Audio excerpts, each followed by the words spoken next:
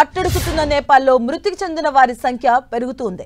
ఇప్పటి వరకు 30 మంది మృతి చెందినట్లుగా అక్కడ అధికారులు ప్రకటించారు. మరో 1033 మంది గాయపడ్డారని, వారిలో 713 మంది డిశ్చార్జ్ అయినట్లుగా తెలియజేశారు.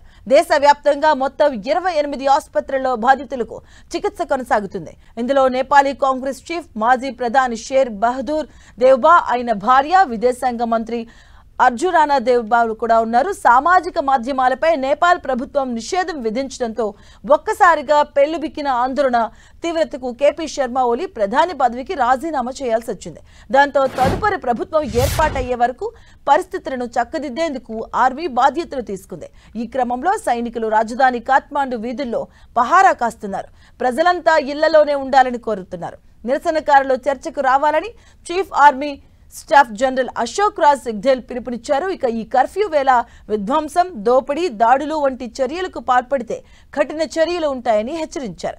అటు 2 రోజులుగా ఆందోళనకారులు సృష్టించినటువంటి విధ్వంసంతో కాఠ్మాండు సహా వివిధ పట్టణాల్లో తగలబడిన భవనాలు మసపూసి నల్లగా దర్శనమిస్తున్నాయి.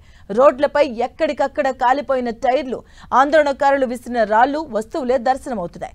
అటు సోషల్ మీడియాపై నిషేధం ఎత్తివేయడంతో గోడలపై జెన్జీ విజయం సాధించిందంటూ రాశారు ఆందోళనకారులు. అలాగే నేపాల్లో అవినీతి ఆపండి అంటూ గోడలపై ఆందోళనకారులు రాసిన రాతలు కనిపిస్తున్నాయి.